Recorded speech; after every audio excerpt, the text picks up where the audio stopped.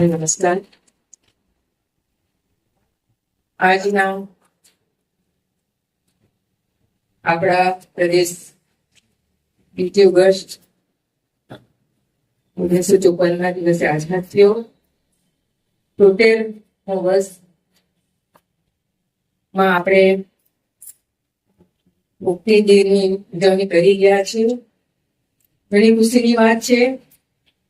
સમગ્ર પ્રદેશવાસીઓને મુક્તિ દિનની ખૂબ ખૂબ મેં શુભકામના આપું છું.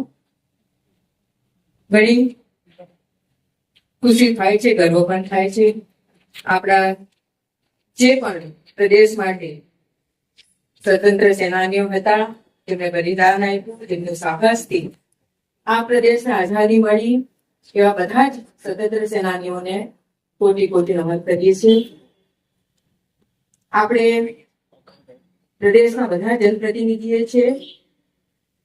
પ્રદેશને હમણાં સુધી આગળ વધારવાનું કામ બધા જનપ્રતિનિધિઓ કર્યું.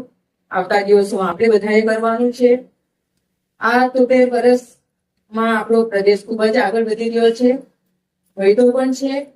એમાં શિક્ષા હોય, સ્વાસ્થ્ય હોય, જ્યાં રસ્તાની વાત હોય, ઘણો પ્રદેશ આપણો આગળ વધ્યો છે.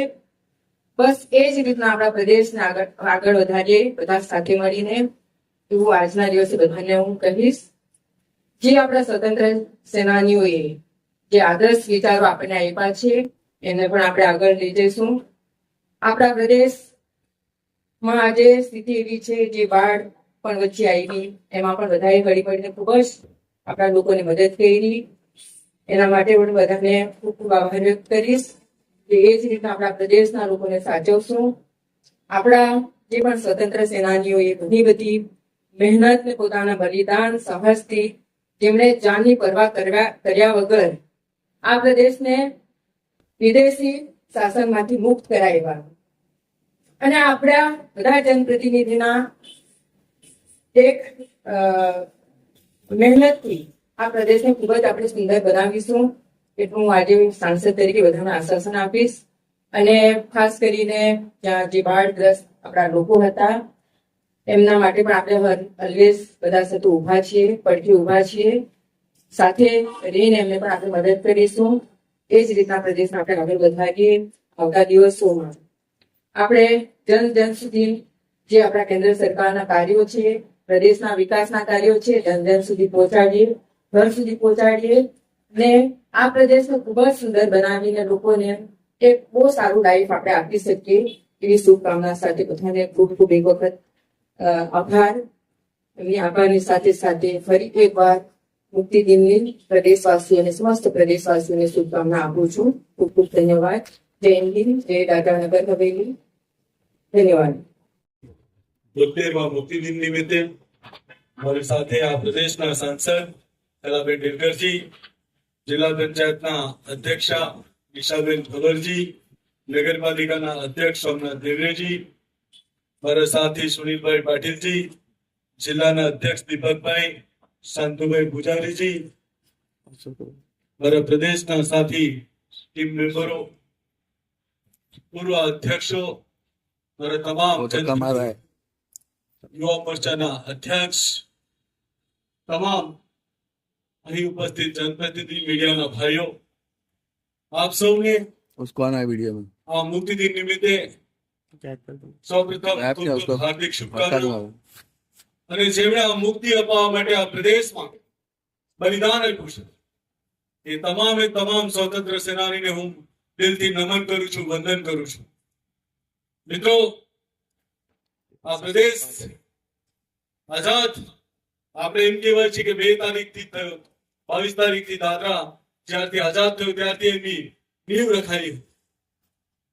એટલે ત્યાંનાથી જે સ્વતંત્ર સેનાનીઓ છે, ભાગ ભજવ્યો હતો, જે આપણા રાષ્ટ્રીય સેવકો જેને અહીં બલિદાન આપ્યું છે, એવા અનેક મારા આદિવાસી ભાઈઓ અને બહેનોએ આ મુવમેન્ટમાં જે ભાગ ભજવ્યો છે, એ તમામે સ્વતંત્ર સેનાનીનો પણ હું આ તબક્કે યાદ કરું છું, એમને નમન કરું છું, વંદન કરું છું. મિત્રો, આપણે જોયું છે આ પ્રદેશમાં બાઢ જેવી પરિસ્થિતિ હતી, એમાં ખાસ કરીને મારા નગરપાલિકાના તમામ વોર્ડ મેમ્બરોને હું દિલથી ખૂબ ખૂબ ધન્યવાદ આપું છું. આપ સૌ કાઉન્સિલરોએ ખૂબ સારું કામ કર્યું છે અને લોકોને જે સહાયતા પહોંચાડવા માટે જે કામ કર્યું છે એ બદલ પણ હું આપ સૌને બિરદાવું છું. જ્યાં પંચાયત વિસ્તારોની વાત હોય છે ત્યાં મારી જિલ્લાના તમામ અધ્યક્ષો અમારા સરપંચશ્રીઓ પણ ખૂબ સારું કામ કર્યું છે. એમને પણ હું બિરદાવું છું કે આ રીતે આપણે લોકોની વચમાં રહીશું અને લોકોની સેવા કરશું એ આપણા માટે ખૂબ મહત્વનું છે. આપણા માટે સેવાહિત આપણે એમ કહે છે કે આપણે ભારતીય જનતા પાર્ટીના કાર્યકર્તાઓનો એક મંત્ર છે કે આપણા માટે સંગઠન ही સેવા. આપણે સંગઠન થકી લોકોની સેવા કરતા હોઈએ છીએ. આ એક કુદરતી આફતમાં જે રીતે મારા તમામ પાર્ટીના હોદ્દેદારો ભાઈઓ બહેનોએ જે રીતે કામ કર્યું છે એમને પણ દિલથી ખૂબ ખૂબ અભિનંદન આપું છું. મિત્રો, આપણે જોયું છે લોકો કામ કરતા નથી પણ જે કામ કરે છે એમને કઈ રીતે વિપક્ષના લોકો આપણને પ્રતાડિત કરવાનું કાર્ય કરી રહ્યા છે. આપણે જંતર મંતર પર જોયું છે દેશના યશસ્વી પ્રધાનમંત્રીજીને એવી કોઈ ગાંઠ દેવાની બાકી નથી રાખી જેનાથી દેશને શર્મસાર થવાનો વારો આવ્યો છે. આ લોકતંત્રમાં વિરોધ કરવાનો બધાને જ અધિકાર છે પરંતુ કોઈને અપમાનિત કરવાનો કોઈને અધિકાર રહેતો નથી. આપણે બધા જ લોકતંત્રમાં માનનારા લોકો છે. લોકોની માંગ હોઈ શકે છે પરંતુ એનાથી જેને આખું જીવન આ દેશને સમર્પિત કર્યું છે એવા દેશના યશસ્વી પ્રધાનમંત્રીજીના 18 વર્ષની દીકરીઓ 25 વર્ષની આયુ સુધીના જે યુવાનો જે પ્રધાનમંત્રીજી માટે અશબ્દ બોલ્યા છે એ અશબ્દને હું આ મંચ પરથી એમને વગોડી નાખું છું. દોસ્તો, હું કદાચ એ વાતમાં માનતો નથી કે હિંસા હોવું જોઈએ. વિરોધ કરવો બધાનો અધિકાર છે. સંવિધાનમાં આપણને વિરોધ કરવા માટેનો બધાને અધિકાર આપ્યો છે પરંતુ જે રીતે વિરોધ થયો એમાં ગઈકાલે જ મને જાણવા મળ્યું કે એક પોલીસ અધિકારીનું એમાં અવસાન પણ થયું છે. એ શહીદ થયા છે. અને જે રીતે આપણા દેશના પ્રધાનમંત્રીજીએ વિડીયો મારફતે દેશના યુવાનોને જે માફ કરી દીધા છે એમણે જે મોટું દિલ રાખ્યું છે એ બદલ પણ માન્ય દેશના યશસ્વી પ્રધાનમંત્રીજીને દાદરા નગર હવેલી દમણ દીવ તરફથી પણ માન્ય પ્રધાનમંત્રીને ખૂબ ખૂબ હાર્દિક શુભકામના પાઠવું. મિત્રો, જે નીટ એક્ઝામ વિશે એમનું જે માંગ એમાં વિધાયક આપણે એક વિધેયક લાવ્યા છે 2026 એ પાસ પણ થયું છે. એનાથી આવનારા દિવસોમાં જે રીતે છેતરપિંડી થતી હતી જે રીતે પેપર લીક થતા હતા એમાં ખૂબ અંકુશ લાવશે. પરંતુ તેમ છતાં લાસ્ટ એક્ઝામ જે 14 લાખથી વધારે પણ વિદ્યાર્થીઓ એક્ઝામ આપી હતી અને એવો પાસ થયા છે. મિત્રો, તેમ છતાં આપણે એમ કહેવાય છે કે આ વિરોધી પક્ષના લોકોએ જે દેશને બદનામ કરવાનું કાર્ય કર્યું છે એ બદલ દેશ કદી એમને માફ ન કરશે. આજના આ તબક્કે હું એટલું જ કહીશ કે આ પ્રદેશમાં આપણે 1954 થી આજ સુધી યાની કે 72 વર્ષમાં આ પ્રદેશે ખૂબ વિકાસ કર્યો છે અને છેલ્લા 12 વર્ષમાં તો આપણે એવું કહીએ છીએ એવી કોઈ સંસ્થા એજ્યુકેશનની બાકી ન હોય જે આપણા પ્રદેશમાં ન હોય. એવું કોઈ હેલ્થમાં એવી કોઈ સુવિધા ન બાકી ન હોય જે આપણા પ્રદેશમાં ન હોય. એ બદલ માન્ય પ્રશાસક સાહેબને પણ હું આ તબક્કે દિલથી ખૂબ ખૂબ ધન્યવાદ પાઠવું છું.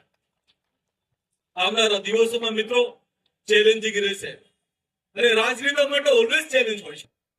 આપણે માનીને ચાલવાનું રહેશે કે આપણા માટે નવા ચેલેન્જિંગ આવતા રહેશે.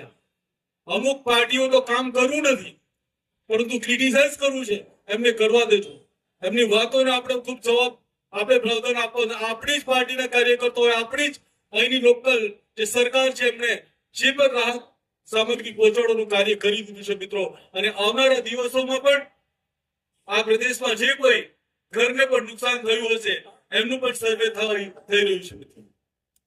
ખાસ કરીને હું અવધેશભાઈના તબક્કે હું અભિનંદન આપવા માંગુ છું, એટલા માટે આપવા માંગુ છું.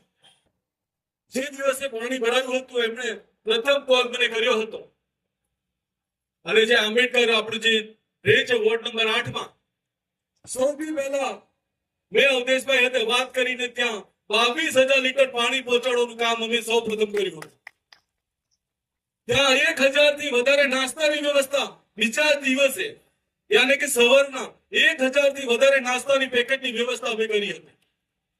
મિત્રો, જે રીતે મને જે ફીડબેક મળ્યું હતું, હું માન્ય કલેક્ટરના એમને મેં ફોન કરી દીધો. એ જ દિવસે મેં એમને કીધું હતું, સાહેબ ત્યાંની પરિસ્થિતિ ખૂબ વિકટ છે. તો એમણે કીધું મારી સાથે નગરપાલિકાના સીઓ પણ ગાડીમાં સાથે જ છે. અમે ત્યાં જઈ રહ્યા છે અને ત્યાં સીઓ સાહેબે કે નગરપાલિકાના તમામે તમામ કર્મચારીએ ખૂબ સારું કામ કર્યું છે. અને જે પહેલા જે દાદરા નગર હવેલી હતું એવું સ્વચ્છ ફરી એકવાર કામ કરવાનું એમણે કામ કર્યું છે. એ બદલ હું તમામ અધિકારીનો પણ આ તબક્કે દિલથી ખૂબ ખૂબ ધન્યવાદ પાઠવું છું.